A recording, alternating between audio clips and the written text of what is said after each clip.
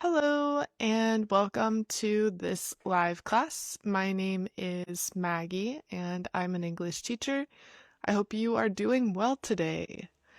Our class is about the subjunctive in English, specifically what some people call the unreal past, the past subjunctive, irrealis. There are a lot of ways to refer to this. Um, you can drop your favorite in the comments. Hello, everyone. How are you doing today? Welcome. I hope that you are having a good week. I am having a good day. I had some coffee and I think I'm going to go outside after the class because it actually looks very nice outside and it's pretty sunny, even though the weather here is getting colder. So that's a blessing.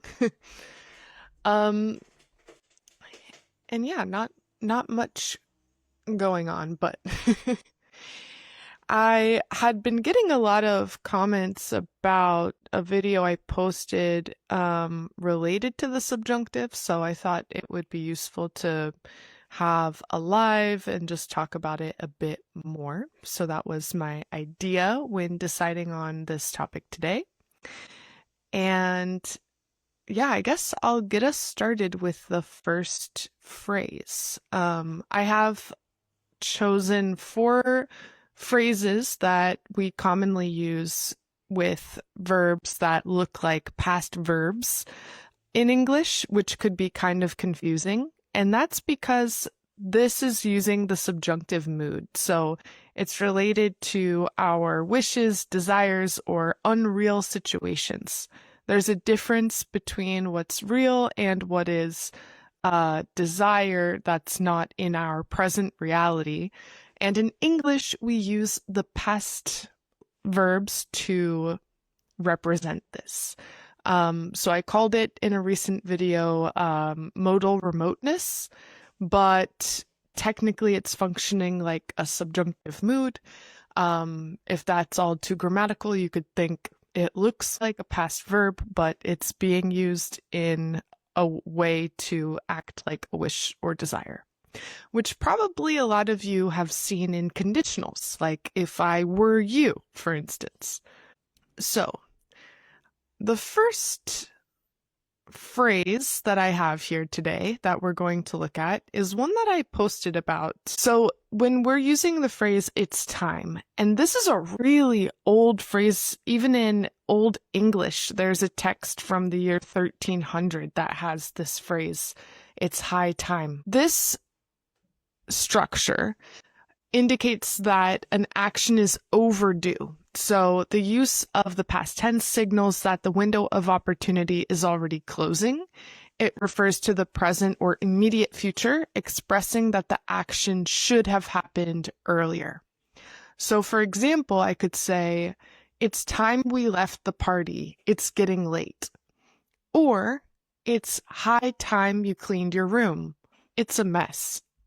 You might hear people use this with the words, it's high time, like it really is time, that's to emphasize, or it's about time, which I would say is more common in modern English, but it's high time is also another phrase you could use.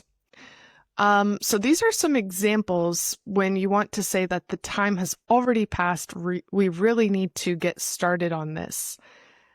And I have a question at the bottom for you, which is, what is something that you have been procrastinating lately? And you can use the phrase, it's high time, to express this. I'm going to try to put myself here. It's hard to find a good place to put my little image because I can't hide it. So what is something you've been procrastinating lately? And you can use the phrase, it's time or it's high time. It is used to indicate urgency. It's used to indicate the fact that the ideal time has already passed. So for example, if there is a group of people, my friends are all together, but I am late. to come and meet up with them. When I finally come, they could say, it's about time you got here. It's about time you decided to show up. So when you're basically trying to tell someone that they should have come earlier, like we were waiting for you, it's about time you decided to show up, we can use this phrase. It's high time for me to start. Okay, we have two options. You could say it's high time for me to start journaling in English. Or if you want to use this structure with the subjunctive, we're going to use I instead of me. So it's high time that I started journaling in English. It's high time that I started journaling in English. Or it's time for me to do something. So if you want to use this structure, it's high time that I started to journal in English. So that's another thing that makes it weird with the subjunctive is that you also will see, for instance, you can also see this with the present subjunctive. Like, I recommended that he come on time. And so we also use it with other structures where we have to use the subject instead of the object in that case. It's high time to get rich. Yeah. It's high time that we all got rich. Maybe we could say that as well. It's high time that we all got rich. And the phrase high time comes from, I believe, in the more agricultural days when the sun was overhead, when the sun was high in the sky, it was the best time to do certain activities. So that was high time. So sometimes we have this where there are these phrases in English, it's about time, be used the same way. Yeah. I would say that it's about time is used with a little bit more irony, because about time is to say that it's like an approximation, but there's a sense of irony to say that it's approximately the time, but it's also overdue. So it's kind of like if someone's late meeting up with you and they come and you are like, oh, you just, came here casually, but you're overdue, or I was waiting for you, you took too long. You could say, oh, it's about time you got here. So there's a little bit more, there could be a sense of irony with that versus it's high time is just that it's very important. So I would say that's one difference with how you can use them. Yeah. And you could say it's about time you showed up, or it's about time you showed your face. Yeah, both of those could work. So we have the phrase, it's time. And of course, if you just want to say that it is, oh, it's 5 o'clock, it's time to go take a nap, you can use that infinitive, right? You can just say it's time to take a nap. That's also perfect. This is really used when you want to emphasize something didn't happen, but you think it should have happened. So that's when we use the past. It's time you went to bed because you're up too late. And that's the case with all of these phrases I'm showing you today, is there's an element of difference between reality and my desire. It's high time that I saved up for a house. Yes, I think it's high time that the housing market became more accessible.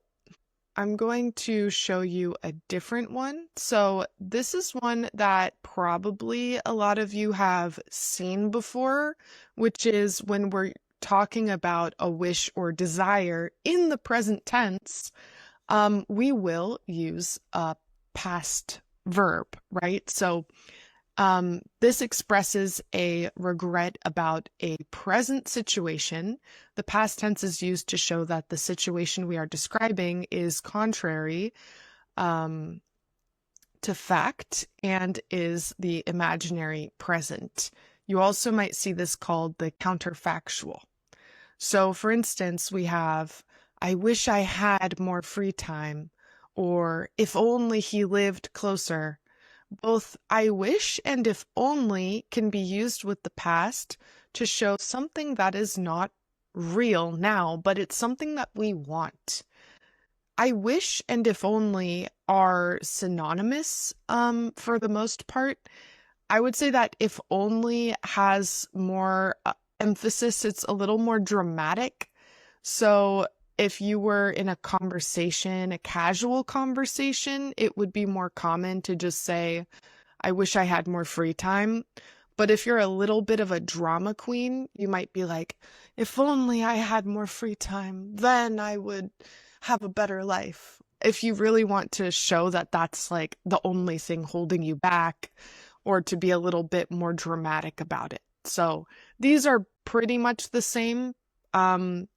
This is, yeah, it's similar to the second conditional. So you could use the second conditional like, if I had more free time, I would be happier. Or you could say, if only I had more free time, I would be happier. So especially if only it's formed in the same way. Wish is a little different because you wouldn't say, you could use it like as two separate sentences, right? You could say, I wish I had more free time, period. I would be happier. And in that case, you're implying I would be happier if I had more free time. So you won't use them in the same sentence with, I wish this, I would this, but you could say, I wish this, period, then I would be happier. If you use if, you can use it all together in one sentence, like, if only I had more free time, I would be happier. Or if I had more free time, I would be happier. So yes, it's like another way to express, very similar to the second conditional, because you're also using the past to express an unreal situation that's preferred. Well, I don't know, more specific. Both of them are, you're giving a specific desire. You're like, I wish I had more time, if only I had more time. But if only implies that with that, you could achieve something. It's not just a desire. Like, it goes beyond just a simple desire to be something that's you're really longing for. And with that, I could change my circumstances. So thinking about I wish and if only, if you could have one superpower or skill now, what would it be? So, for instance, I could say, I wish I could speak to animals, for example. I wish I'd learned pronunciation earlier so I wouldn't struggle so much now. And this is a good example of back shifting. So, because when we're talking about the present tense and we say, right now, I wish I had more free time. In the present tense, we're using the past verb. In the past tense, we use the past of the past, which is the verb had and the participle. So, for example, like what Silly Sausage said, I wish I had learned pronunciation earlier so I wouldn't struggle so much now. I wish I had learned it earlier. I have some of my students get mixed up with when we're using had. So, for example, when we're talking in the present versus the past, because the verb have has multiple uses in English. We use the verb have as a main verb when talking about possession. I wish I had more free time now. I wish I had $1 million. I wish I had long orange hair. So in that case, we're using had like the main verb and talking about the present. But when we use had with the participle after, that's not the same. We are using had to show the past of the past. So I wish I had learned. I wish I had gone. I wish I had done. You could even say, I wish I had had long hair when this situation happened. So the had plus an object that is talking about something in the present that we desire, but had with a participle verb, that's talking about something that you wanted in the past. If I had the chance to learn a new skill, it would be coding. Nice. And so that's one that is unreal in the present, right? If I had the chance to learn a new skill. If someone says that to me, I understand, oh, maybe they don't have time. Maybe they don't have the chance to learn a new skill. I wish I had started my career path in my 20s. That's also a really good example of a past desire, right? So we can use I wish I started, I wish I had started is something further in the past. Or if it's something like, I wish the movie started at 4 o'clock and I could get there on time, that's in the present or the future. If only I was serious in the gym. And that's an interesting one because technically, if you guys are taking a test on this and you have to use the correct conjugation, technically we need to use the verb were if you're using the verb to be for all subjects. I wish I were, I wish he were, I wish you were. So that's different from the subjunctive versus the past tense. So in the subjunctive, we need to use the verb were for every subject, which is different if you're just talking about a past event. However, if you guys talk to English speakers, if you listen to music in English, you will notice that a lot of people don't follow this rule. So I personally don't feel like it's that important, but if you're taking a test and you want to know the correct grammar rule, right, it's best to use were for every single subject. Maybe in the future this will change. It seems like that's something people are consistently not doing correctly, even as native speakers. So, but as it stands now, people tend to be more accepting of were for every subject. I wish I could study about environmental science when I was in college. If you wanted the specific degree, like if you wanted to major in environmental science, I would remove the word about and just say, I wish I could study environmental science. Ooh, okay, another thing. This sentence would work if you're talking about the present tense. Right now, today, I wish I could study environmental science. But if you're talking about the past because you're not in college anymore, I would say, I wish I could have studied environmental science. We need to put the verb into the past. Yeah, I wish I could have studied environmental science. Exactly. I wish I had teleportation powers. Okay. I think that would be great. It's similar to the power of flying, but maybe less energy. All right. So that is I wish and if only. Something that could help is remembering a couple of verbs that are common to use with each one, right? Like, if only I had, I wish I had. I think those are really common words that we will use in combination. So, I wish I didn't, I wish I had, etc. Also, hello, if you're joining, we are talking about the subjunctive today and how to use past verbs to reflect unreal situations, desires, and things that do not fit the present reality. Another weird one is when we use I would rather.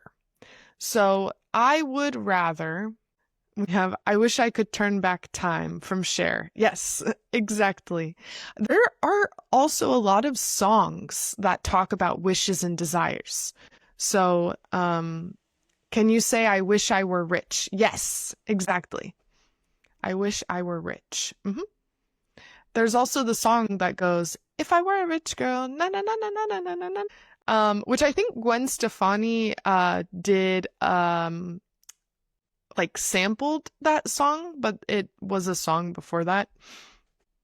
Also, okay, so we have I would rather. So this is used to express a preference regarding someone else's actions. When the subject of would rather is different from the subject of the following verb, we shift to the past tense to show that the request is hypothetical or a matter of social distance or politeness. So, for example, I'd rather you didn't call me after 10 p.m. Would you rather I stayed here? So, notice, similar to when we were talking about it's time I started journaling, we're also using the subject pronoun. So, would you rather I stayed here? I'd rather you didn't call me after 10 p.m. So, this is a way to say what you would prefer for the other person to do or to not do. There are honestly not that many constructions in English that work like this that use the past tense. I'm showing you guys the main ones. We have it's time, I'd rather, if only, I wish, and as if and as though. So as if, as though, if only, I wish, I'd rather, it's time. It's kind of like a short list of phrases where we use the past tense to express something is different from the present reality or we want something, etc. So imagine you are at a restaurant and a friend wants to order food for you. What could you say? I'd rather you think of how could you finish that sentence with your idea? I'd rather you let me speak up for myself, champ. This is a good sentence, yeah.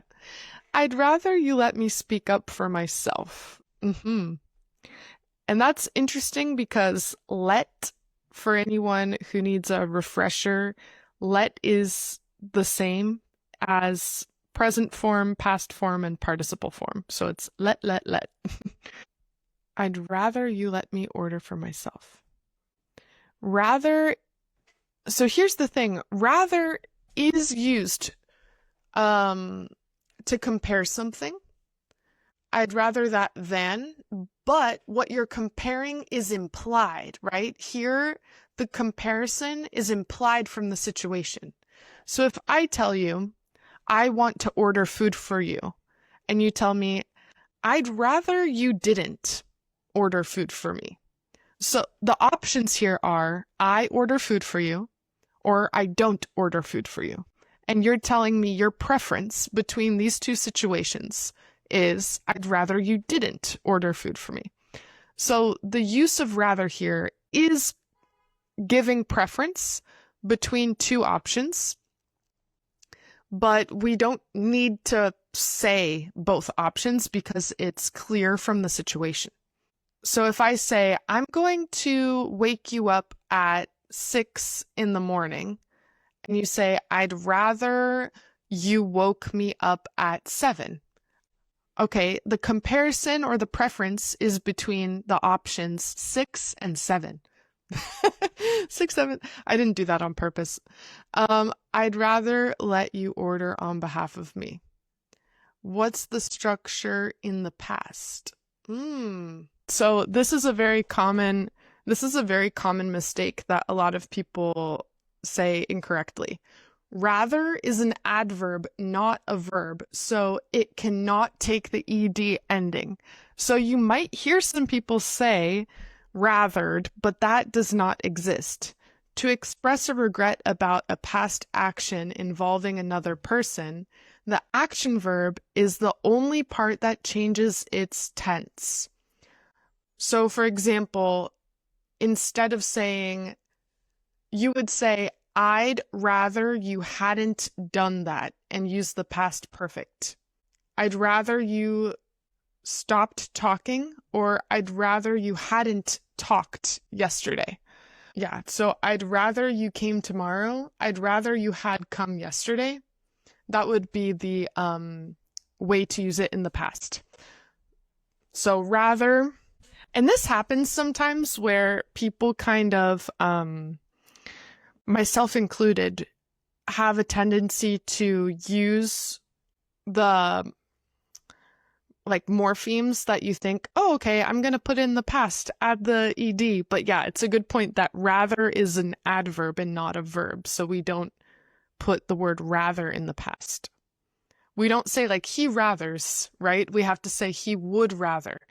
That's why rather is different from prefer, because it always needs to go together with something else. We can't just say I rather or she rathers.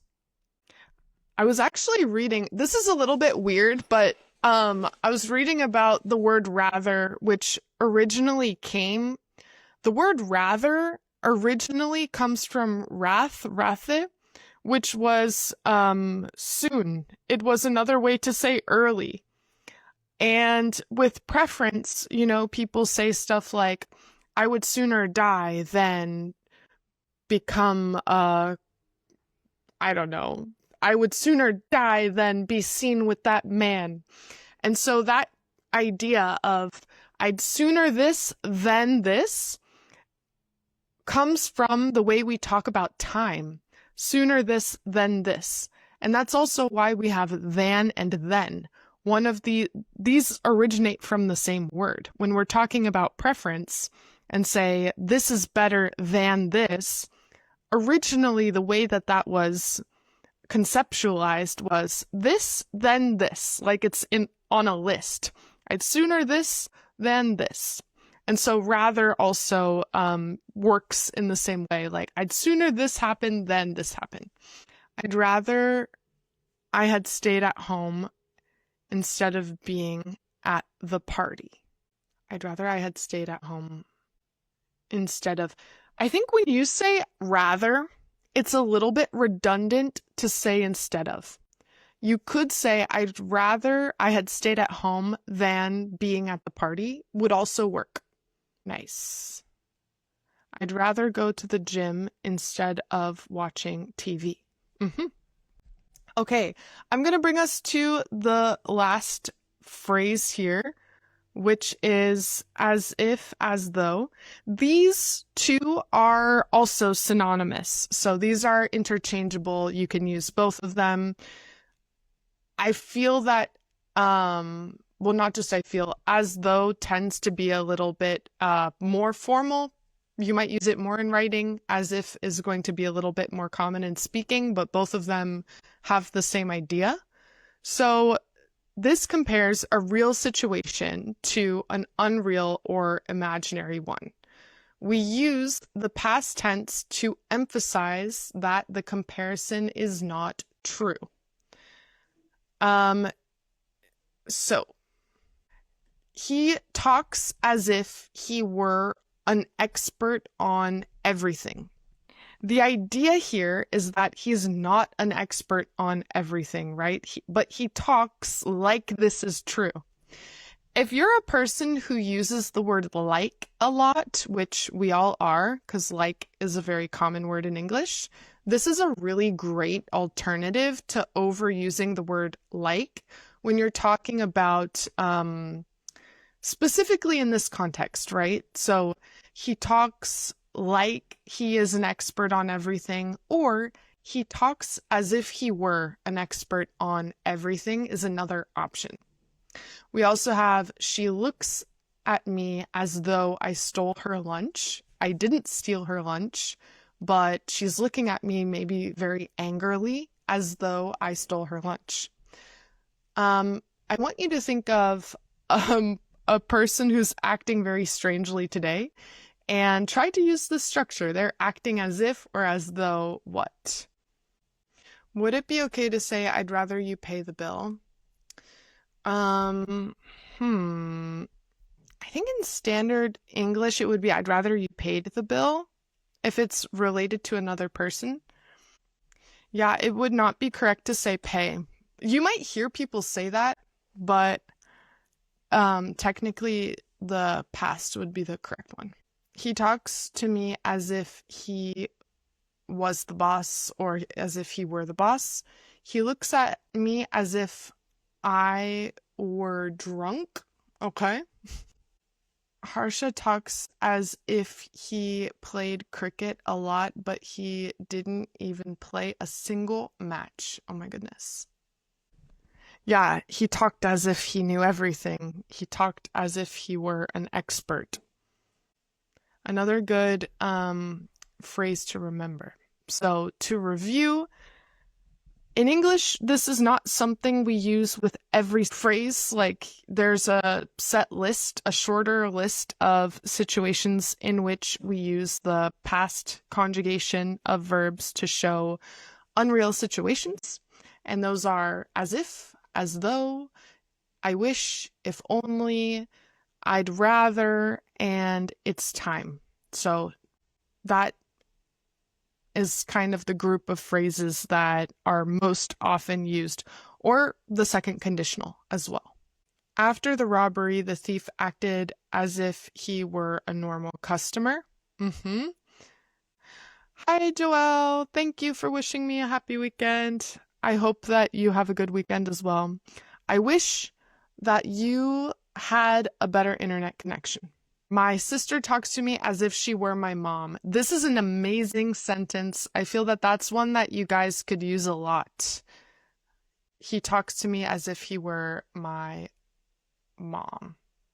I know that this was kind of, it can be a little bit tricky, right? Because you have to change the tense, but I think the best way to go about it is to remember some useful phrases and try with those first instead of thinking about every possible combination that could be a little bit overwhelming. So we can stick to some phrases like, if you want to remember from today, I'd rather you didn't, or I wish I were, for example. So coming up with a couple that you could use in a lot of situations. We'll do this. I'll ask a question and you guys can respond to it, hopefully using one of the structures that we have practiced. What is a desire that you had as a child?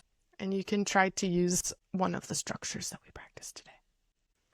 I would say when I was a child, I wished that I had been able to go to New York City more, because I went a couple times and I had a really great time because my godmother lived in New York City and I thought that she was such a cool person that my vision of New York City was like, I go and see my godmother and we get those classic New York black and white cookies where half the cookie is white and half is black. Or brown, but it's called a black and white cookie, and like a slice of pizza, and she would buy me a toy because I visited her just a couple times, so it was like a big deal. So I wished that I had visited New York City more as a child.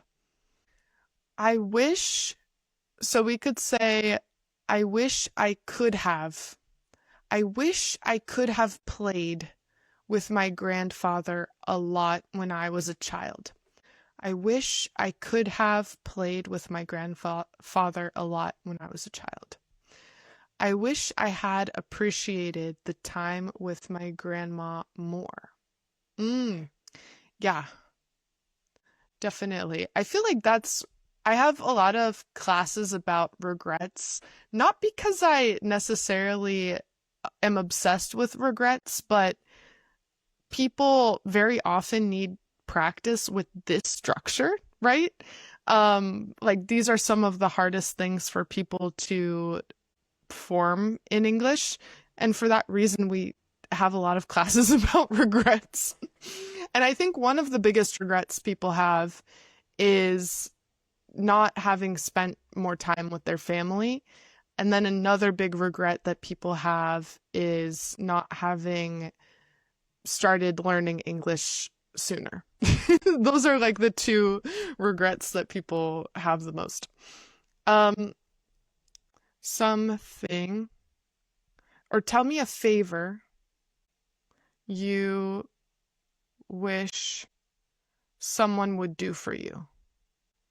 And in this case, you could think about it like, I wish my friend would help me. I wish I had studied with the IED. I wish I had studied English in the US. What is the difference between I regret to and I regret ing? Okay, this is an important difference. I regret ing is talking about something you did in the past that you wish you could change. You're like, oh, that wasn't a good decision. I don't feel good about that. I regret being mean to my sister. It's like an action that I wish I didn't do. I regret being mean to my sister. I regret to is specifically used in the case that you are telling someone bad news in a formal situation.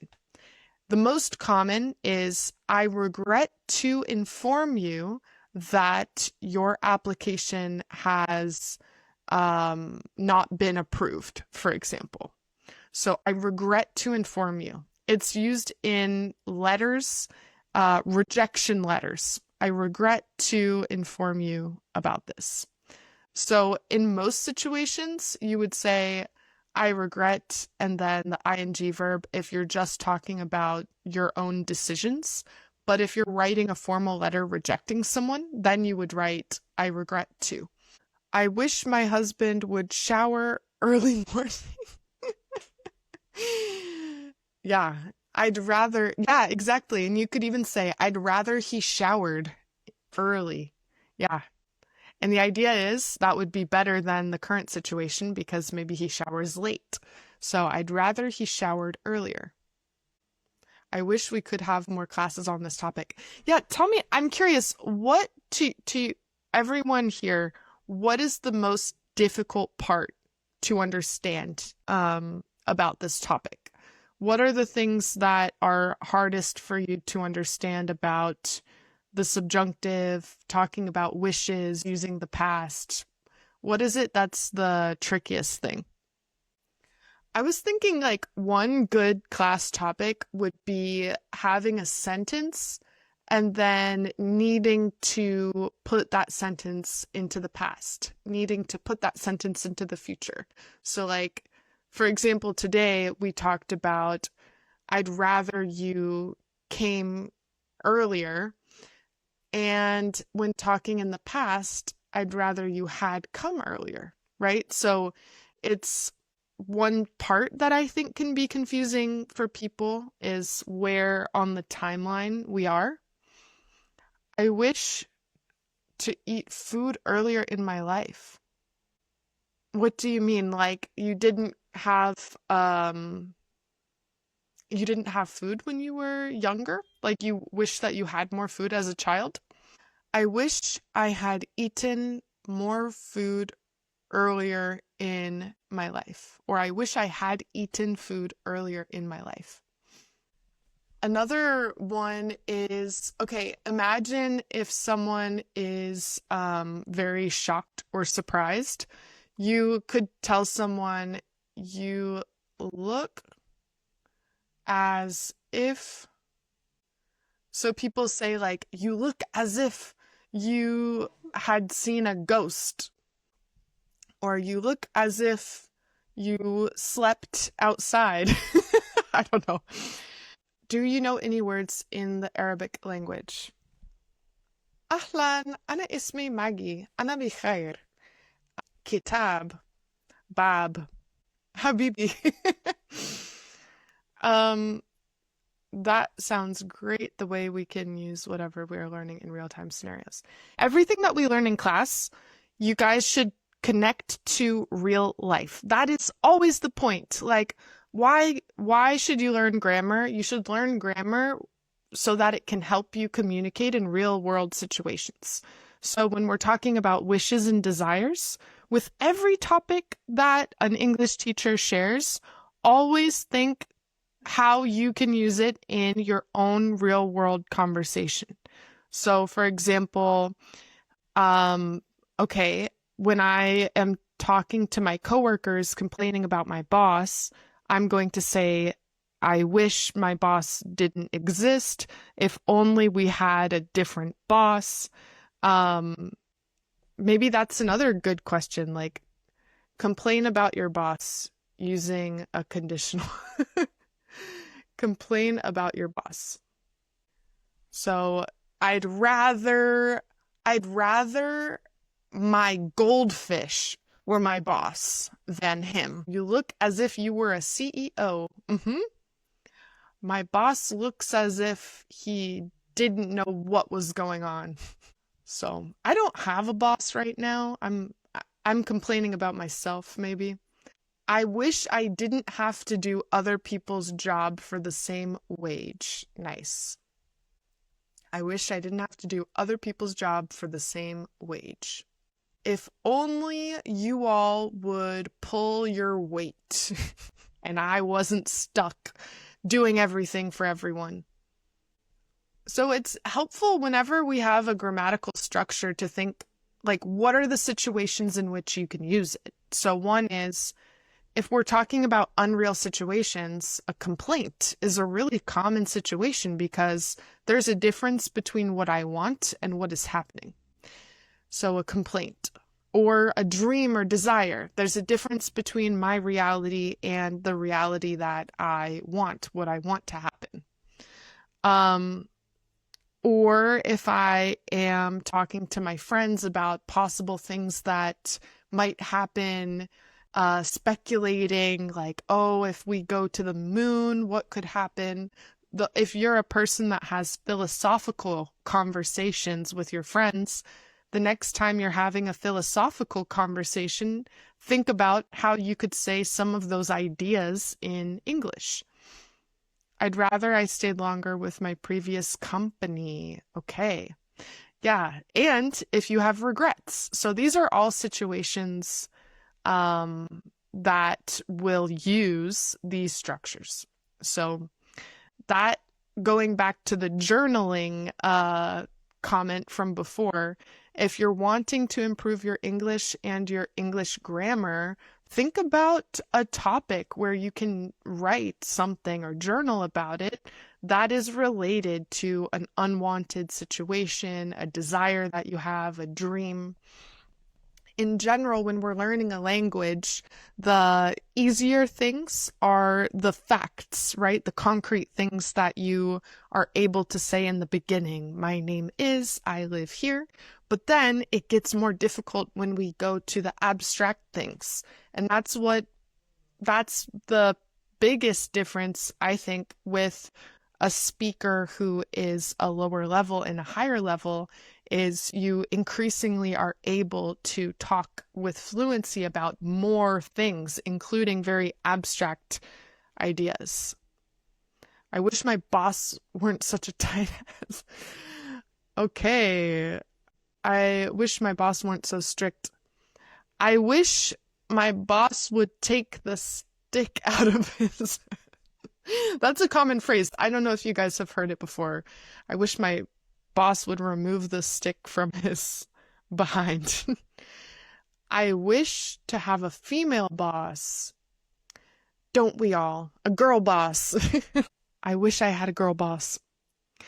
Yeah, so this is a good topic. I think it's something maybe we can continue thinking about more specific situational cases because we all have different circumstances where we can use English to describe our lives. Also, okay, so I'm going to post this. Today, I'm also posting a podcast interview that I did with teacher Vittoria Tamarindo, and that will be good listening practice for everyone. It will have subtitles and be like 50 minutes. I recommend checking it out. It's going to be on YouTube and Spotify, and I'll post the link.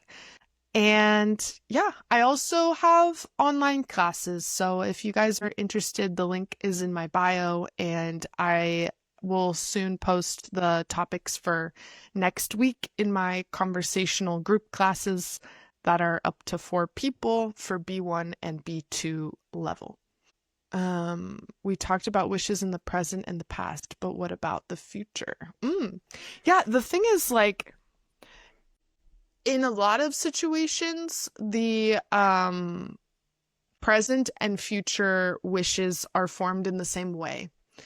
Um, but it depends. I wish, like, if there's a party next week, I could say, I wish the party were later. Or if the party were today, I could say, I wish the party were later today. Um, so in a lot of situations, you're going to also just use the past verb, but yeah, that would be a good topic for a class. Because we also could use I wish you would or wouldn't do something if someone's refusing to start or stop an action as well. All right. I hope everyone has a good rest of your day and take care. Have a good one. I'll see you guys in the next one. I plan to go live next week, and maybe I'll post a poll or a survey to see what topic people want. So keep your eyes peeled for that, and I'll be posting about that this coming week.